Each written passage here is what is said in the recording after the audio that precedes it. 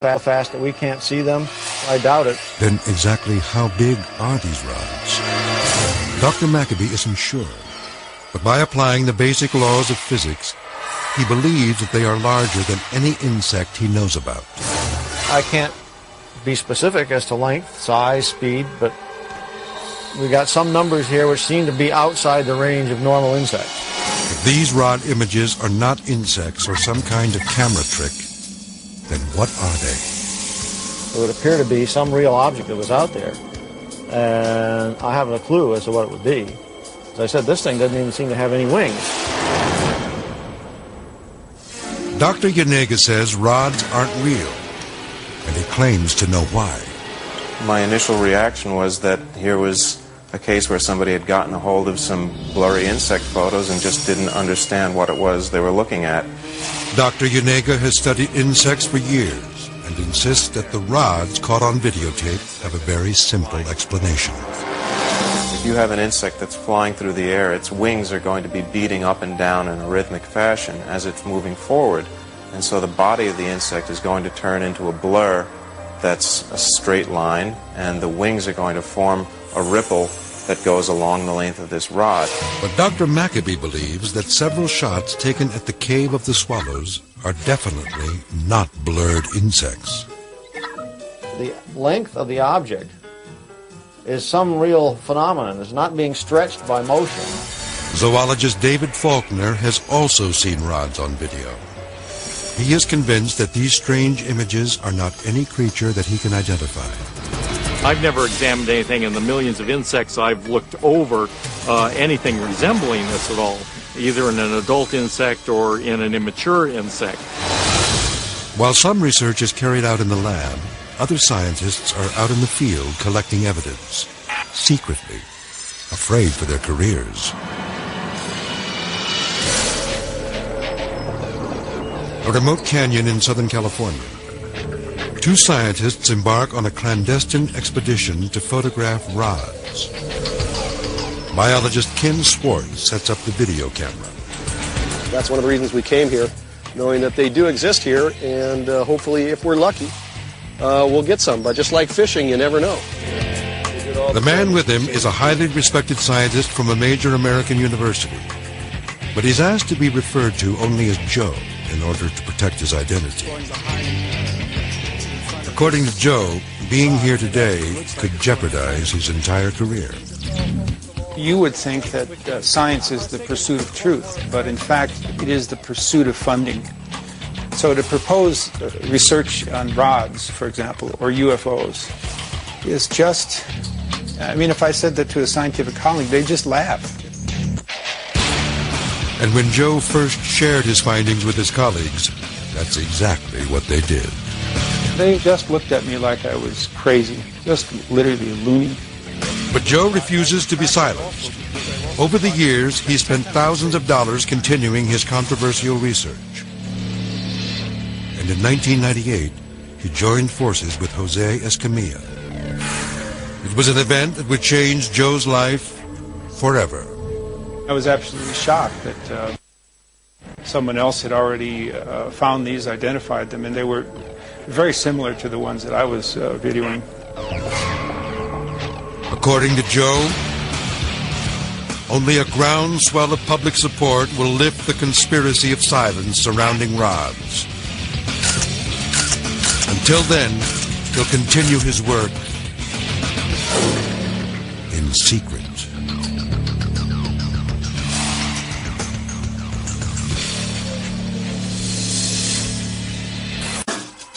Could rods actually be an unknown form of life?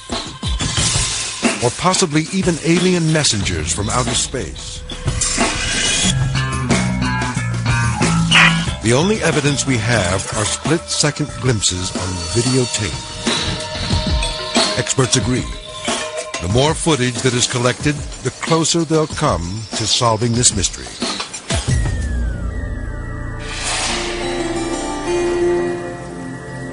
I haven't seen anything rushing across yet. Perhaps you can help uncover the truth by videotaping your own rods.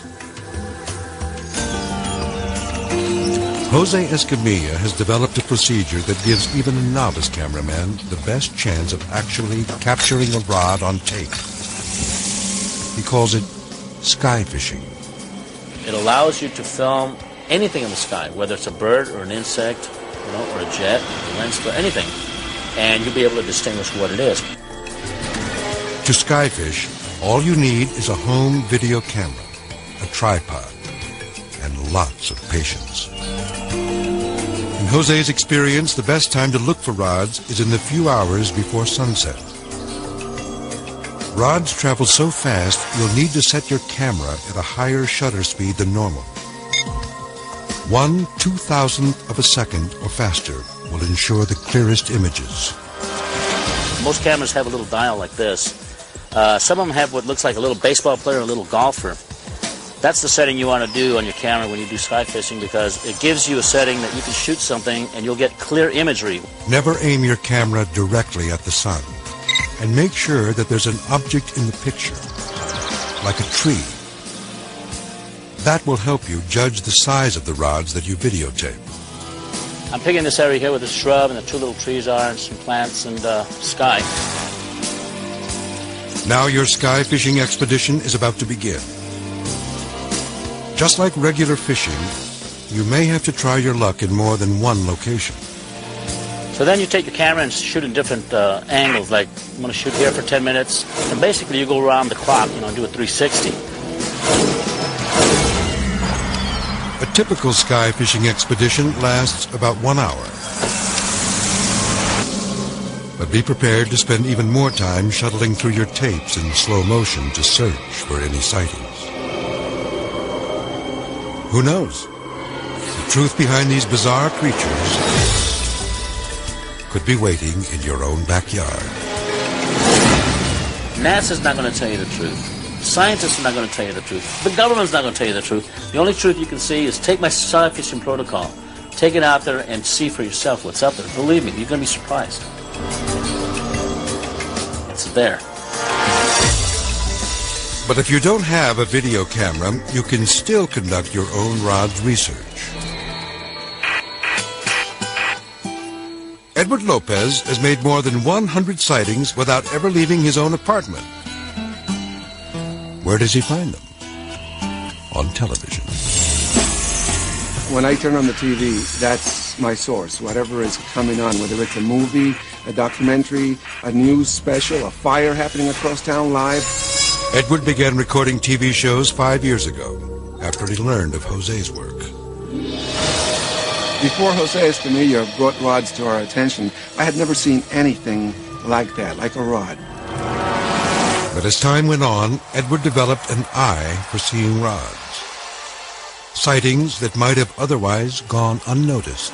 I do not look at the foreground action or figures. If there's any expanse of sky, I immediately look at the sky. I can still listen to the audio, but now I'm looking in the background. Edward's research is not limited to any particular genre. He's seen rods on everything from reality shows to nature programs. These have come from thousands and thousands of different shows since 1999. He insists that anyone with a television and an interest in the unexplained can be a researcher as well. As you develop the interest, your mind and eyes will open up to see things that are out there that are strange. But if it's a blur, chances are that that blur is a rod. Although video images are blurry, Hawaiian helicopter pilot Luca Rostagno finally captured some rods in sharp focus. 3 legs each side and a little tail. You have to see it. It's really hard to describe. On a spring day in 1999, Luca and another pilot set out on a sightseeing tour above the remote island coastline.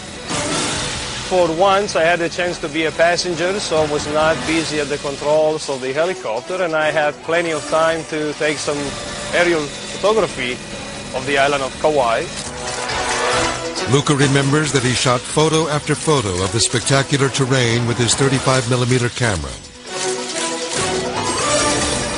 At the time, he had no idea what he was actually capturing on film.